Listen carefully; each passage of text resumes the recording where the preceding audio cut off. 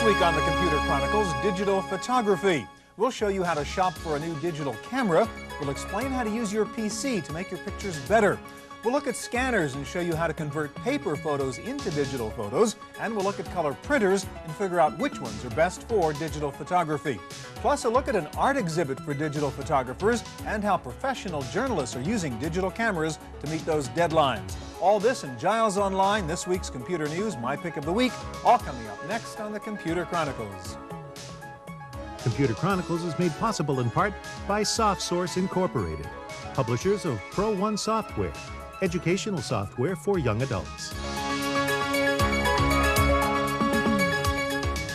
And by Upside, the business magazine for the technology elite.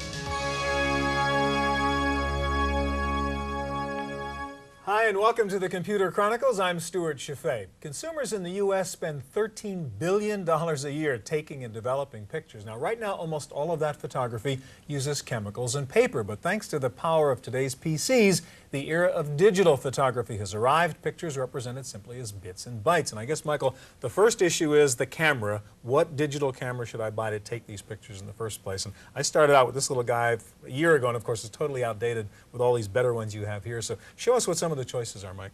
Well, Stuart, in the $500 and below category, I think the leading camera is the new DC-25 by Kodak. This camera is just like a point-and-shoot camera. It has a built-in flash, has an optical viewfinder, but it also has a removable card storage so that you can actually remove the memory and so that's where your photos are stored. That's where your photos are stored. They're also stored inside the camera on a 2 megabyte RAM, and you can download it to this card. So I can carry a bunch of these cards around just like I would rolls of film. That's right. You can then take that card, go right to a PC card adapter, and stick this into your laptop. Right.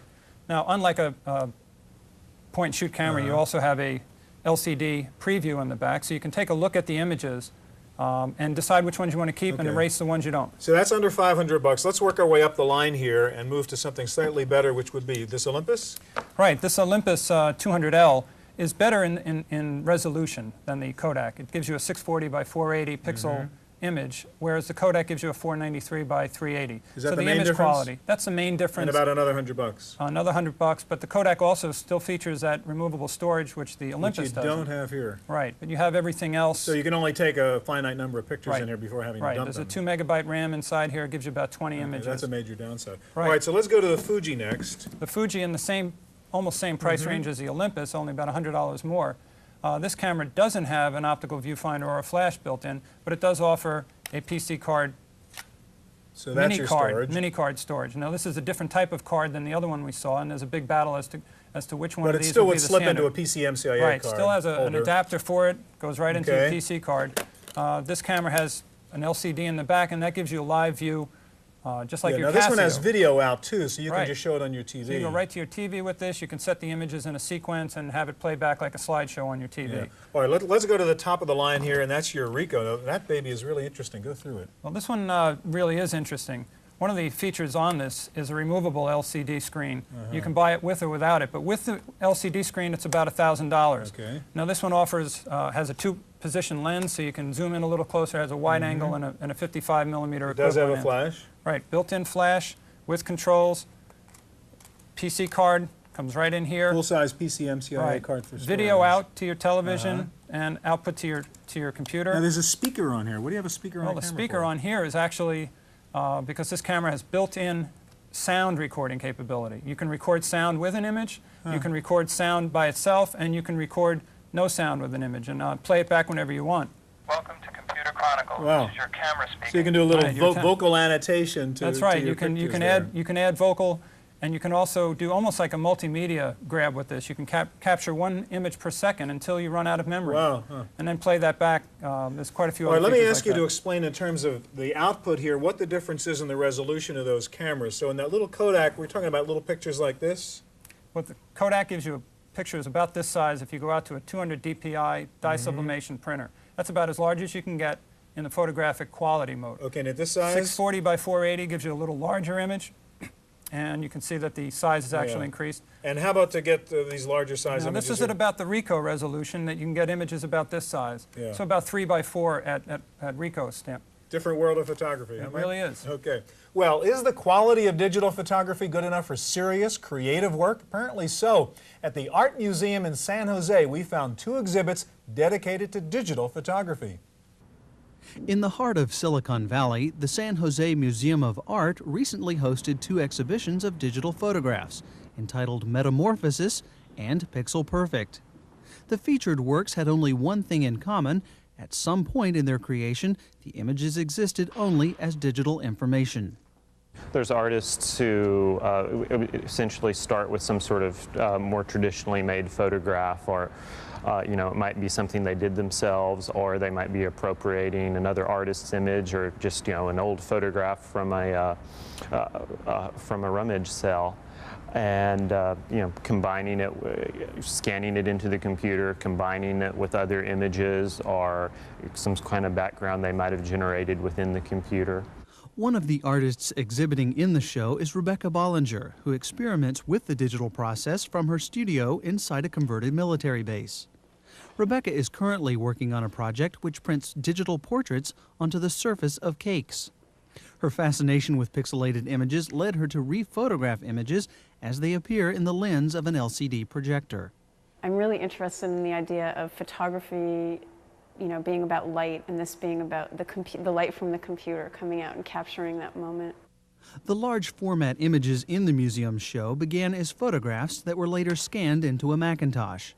After cropping and adjusting the color, Rebecca output the digital images through a small projector and aimed the lens directly back at her camera. I'm much more interested in this idea about artifact and digital files, and how images transform when they're digitized and what that process goes through. So what I like out of the image is the inherent quality that it's become digital, but not necessarily through my manipulation, but just through the process itself. For the Computer Chronicles, I'm Giles Bateman.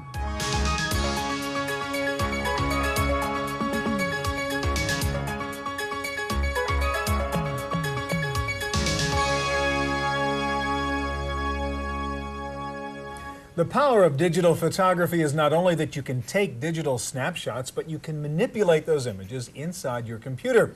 There are several software programs that do that. We're going to look at a brand new one called LivePix. Now, Natasha, I've taken my pictures with my digital camera. I've downloaded them into my PC. What can I do now with it? Well, the beauty of PC photography software is that now you can take your photos and put them into calendars, cards, invitations, just a variety. All right, so let's say I want applications. to do a birthday party invitation or something like that, but use my photos. How do I do this with LivePix? Well, you can take one of the pre-designed cards that is available for you. More than 150 are in different So that's a template albums. that comes out of your software that we're looking at right now? That's right. We've chosen it from the Celebration album, and here we have a variety of other templates that we could have chosen. For this case, we chose the invitation. Okay, so I want to customize it now with my pictures. How do I do that? Well, you select the photo of the actor there, and you go into Okay, so that's just a model that comes with the software. That's right. That's just a model that helps you see where you can put your own photo. Okay, so I'm going in. to put my kid in there instead. So you have already made an album called My Photos, where you've scanned in your own photos, and you select the photo that you'd like to substitute, click substitute, and there it's replaced for you. Then you can resize it and place it exactly where you want it to be, since all photos are not the same, but software makes it very easy for you to move it around. Once you're ready, you just cut that picture out. All right, so I've got the right kid in there now. Now, it's a pretty horrendous background. I want to do my own background. How do I do that? Right. Well, you've also scanned in the photo of your vacation, for example. You can go in and simply delete the background that we have here, and by dragging and dropping, we can bring in your own photo of your vacation, and then again move it to the right spot. So that's our little scuba diving vacation. Little scuba diving vacation. Now you'll notice here on the toolbar we have the scissors with the cutting tool. You have different kinds of cutting tools. These are mainly for silhouetting. We'll use the rectangular shape to cut out the front of our card here. So I've got to cut out the right size from that picture to put on the card? That's right. So you just put the square over it, and when you're ready, you just cut it. Now where'd the kid go? Well, you just send your background to the back, and you'll see the kid and your own text. Now, something else that's very nice about it is that you can easily change the color of the text and edit the text. Notice how all of this is happening in real time. You're moving images around very quickly. This is all possible with flash pix technology. We're working at speeds that have never been seen before. And so you don't sit here waiting for a couple of minutes while the picture reshapes or that's whatever. right. And that's why the flash pix technology is what's actually enabling live pics to be brought to the home market. So these are all objects really that we're dealing with here. That's right. All right, so now quickly, I have a little bit of time. Show me how you can sort of manipulate that image and mess around with that photo too. Well, one of the fun features we have here is under the effects button, you'll get the distortion tool. Notice that we have several distortion strengths, and we can just make the birthday boy a bit happier. You sort of stretch his cheeks out there. Stretch his cheeks out, that's right. Change the distortion and just pull it up a bit until we like what we've got. Okay, we don't have time to show that whole process, but let me just show what, this is the finished product that you were working on right there, and that's kind of the birthday invitation after you added all the stuff and stretched his poor mouth out and made a mess of him, and that's the inside after you changed it, and that's even a little back at some of the fishies from our vacation picture too. So it's really the conversion of the hardware and the software markets. We're getting cool. high quality. All right, thank you very much, Natasha. Well, LivePix is a program aimed for consumers, but there are also high-end photo enhancement packages that give you incredible power over your photographic images, and I guess the standard for that kind of software is Adobe Photoshop, which you pros use, right, Charles? That's correct. You've got the latest version here, 4.0, and now show us some of the really complicated stuff you can do with a digital image here. Okay, well, here's a photograph that I took in Washington last year at the Washington Monument. It's a great photo. And here you can see the wall in front of it. So that's the Vietnam Memorial. The Vietnam Memorial in front of the monument, yeah. And this guy leaned forward and touched the wall. I thought this was very nice, but you can see I got a lot of clutter in the image here. So one of the things that you're able to do is use something like this rubber stamp tool, where you can select an area of the image, which I'm selecting here, and simply copy it into an area where you don't. So you didn't really want that Washington Monument I don't want there. that Washington Monument there. In fact, I'm going to turn the rest of it into sky right now. So you're grabbing a piece of sky and painting over the monument with some I'm picking up where the cross is, and I'm painting where the stamp is. So I'm just, if I pick up and you can get rid of these people, I take it you don't want in absolutely. This Let's picture, start getting rid of this lady here who's really some pavement and picking up a lot of area here. So we'll put a bit of pavement there, and in no time at all, she starts to disappear. You know, show, I know you don't have time to do the whole bit, but show you us where you ended up with this. After about an hour, that's amazing. I'm here. The people are gone, and the reflections of the people are gone. The reflections took longer than getting rid of the people, actually.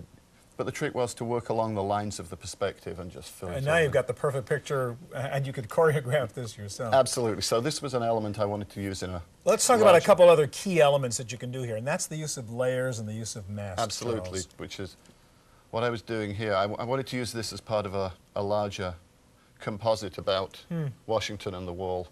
And so here's more or less the final piece. I've got some text and other elements that I'm going to add in here. I'm working on those right now, and I can turn them on. So those soldiers there, that's a layer, that's sort of three-dimensional space, I guess. As that type was there. For example, these soldiers here, they are very transparent at the moment, but I can control their opacity and brighten them up a bit so that you can see them more strongly.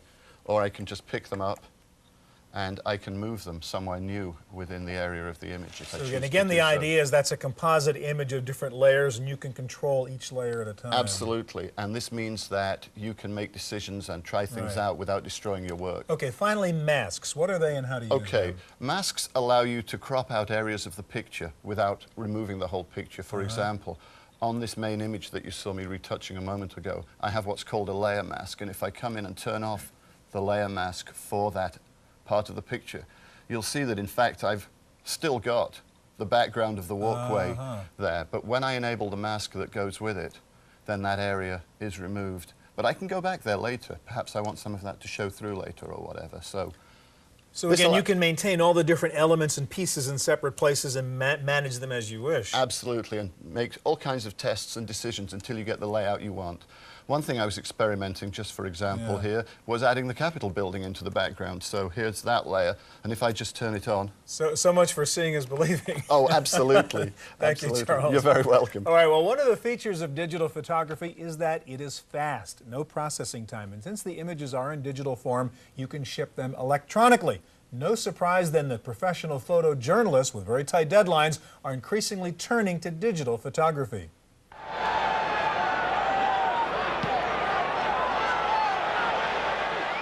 It's hard to feel the excitement of a major sporting event without being in the stands. But one way to capture the action is with color photographs taken at the right place and the right time. Chris Stewart is a photographer for the San Francisco Chronicle who brought two different cameras to this football game. One uses film, the other is digital. As the game draws to a close, he pops out a 170 megabyte PC card from his digital camera containing the game's last key moments. Once the game is over, he loads the 3 megabyte image files into his Apple PowerBook and transmits them directly to the newspaper's photography department. Nearby, the film photographers are still busy in the darkroom or in the hall processing and drying their film strips. If it be a Super Bowl across in Miami that finishes at 9:15, we can have pictures of the last touchdown or the game-winning play or the fans going berserk here in the office at 9:30. Easy. At the newspaper office, photos are supposed to arrive through a modem connection, but not without some anxious moments and a little telephone help. Hey, this is normal. Yeah, this frustration is normal. Once a transmission is complete, newspaper photo editors can make their selections almost instantly. With Adobe Photoshop, they crop and resize the image and adjust the colors, shading, and background. While digital photography still gets mixed reviews from some photographers, the Chronicle expects to rely more and more on the new technology once the kinks are worked out. It gets tough sometimes, but you know, when you look at when it starts smoothing out and things start working right, people keep coming back and say, yeah, it was so easy. I can't believe how we just shot it and got it in. It's amazing. For the Computer Chronicles, I'm Giles Bateman.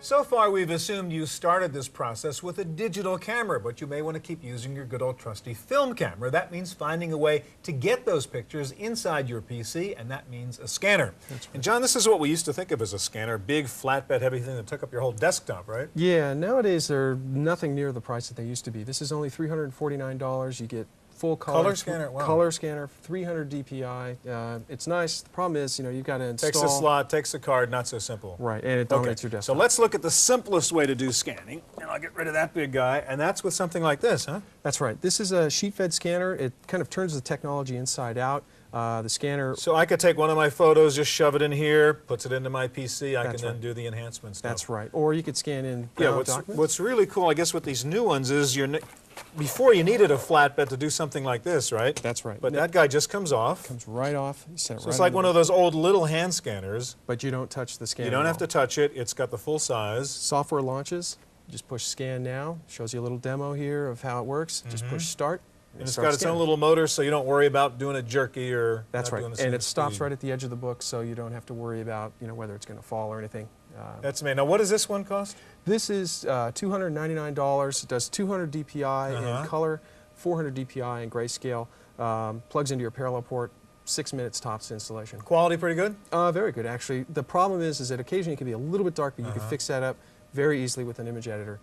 So, real easy to get photos into your PC now. Very easy. Not a problem. Yeah. All right, thanks, John. All right. All right, well, the real weakness right now in digital photography, I think, is the paper output. You can take a great digital shot, do some enhancement on your PC. How do you turn it into high-quality hard copy, a picture that you can show your friends? Let's look at some options for printing, and Kyla, that's your territory here. What are my choices now? I want to get nice prints like this after I've done the whole digital process. Can I use just something like a little inkjet printer? Yes, you can. You've got several different models of inkjet printers in the $300 range from Hewlett-Packard, Canon, Epson, Lexmark. And you're going to get pretty good output samples from those. So this came out of just an inkjet printer like that, a $300 printer? That's right. Now this is using special paper that's going to cost you a little bit more. How much? It's about $1 a page for the glossy stock. But yes. the quality, I mean, is very, very good. Absolutely, it's fantastic. Okay, and now, what about these little things? I mean, most of us just want little snapshots like this. There are specialized now photo printers, right? Tell us about those. Right, these are digital photo printers. They use a dye sublimation technology, and you're only going to get output that's this size. That's so it, you're limited to this 3 little by 5, 3 by 4 by 5. 6, exactly. But I mean, this is what your odds are you're going to get out of the drugstore or the photomat place anyhow, right? Right, and these printers run you about $500. And the quality is pretty good. So it's even more expensive for the specialized photo printer, huh? Right. Than it would be just for an inkjet. Right, just about $200 more. The output samples cost you a little bit less. You're using less Quality's paper. better then when you take one of these type printers? Yes, the technology it's using is going to yield better results, smoother images. But that's all you can do. Right. If you want to print with other documents, you're going to have to use something like this if you want to do word processing. Yeah, and you can just print little things and cut them out with the scissors, right? That's right. All right, thank you very much. Okay. Well, one of the real strengths of digital photography is that it's a very easy way to put pictures on the internet or onto your own homepage on the web. So let's turn to our webmaster, Giles Bateman, for a look at some websites that will help you get into digital photography.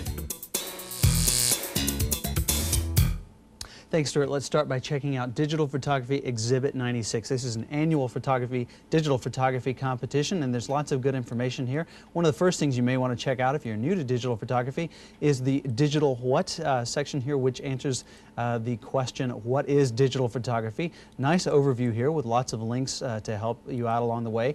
If we go back to their light table of contents, we can go down and actually view the 96 exhibit, which was divided into 5 categories. Let's check out the category Room of Space. These are photographs, images that deal with space. And then we can see some of the entrance into this particular category.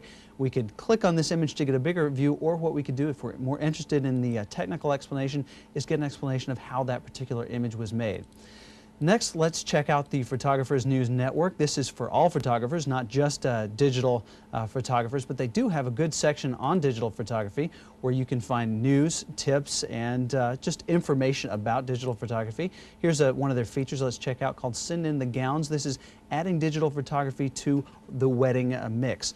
And good article here for finding out about using digital photography there. Last but not least, if you get into digital photography and you're using different software such as Photoshop, Kai's Power Tools, Fractal Design Painter and whatnot, you'll definitely want to check out this tips and tricks page. This is actually in Hungary, and it's a collection of Adobe Acrobat files which have lots of tips about digital photography and other image manipulation from great artists.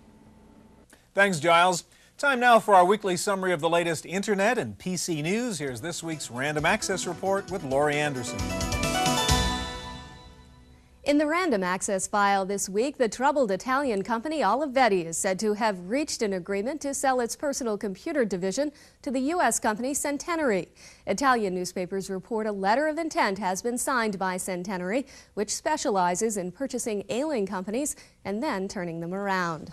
If you've been looking for a computer under $1,000, your search may be over. Monorail Incorporated is offering a home PC that costs only $999. The Monorail PC has the latest multimedia features, including a modem, a CD-ROM drive, and Windows 95. The expansion of the Internet has brought more questions on how to handle the issue of copyright legislation across borders.